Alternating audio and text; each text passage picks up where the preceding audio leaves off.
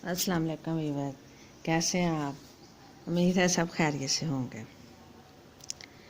आज हम बात करेंगे अपने क़ुव्वत इरादी पे कि अगर हम चाहें तो अपनी क़ुव्वत इरादी से कुछ भी हासिल कर सकते हैं। ज़रा गौर कीजिए, वो ज़िंदगी ही क्या हुई जिसके दामने खुश को कोई गलती तार ना कर सके। वो चाल ही क्या जो लड़खड़ाहट से अक्सर मासूम हो। और फिर अगर गौर फिक्र का एक कदम और आगे बढ़ाया जाए तो सारा मामला बिलाखिर वहीं जाकर ख़त्म हो जाएगा जहाँ कभी आरफ़ शिराज ने उसे देखा था।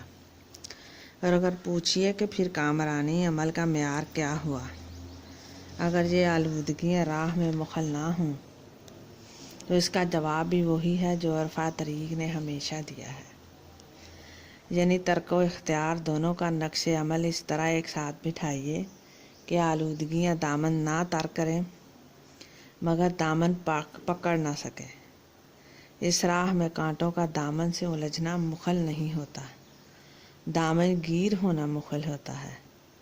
कुछ ज़रूरी नहीं कि आप इस डर से हमेशा अपना दामन समेटे रहें कि कहीं भीग न जाए। भीगता है तो भीगने दीजिए, लेकिन आपके दस्तो बाजू में ये ताकत ज़रूर होनी चाहिए कि जब चाहा इस तरह निचोड़ के रख दिया कि आलूदगी की एक बूंद भी बाकी ना रहे। इसका मतलब है कि हमें डरते नहीं रहना चाहिए कि हमसे कोई गलती ना हो जाए। गलतियाँ करेंगे तो सीखेंगे ना, तो कोई बात नहीं, अगर हमसे कोई गलती हो जाए तो हमें उससे सबक लेना चाहिए और आगे गुजर जाना चाहिए।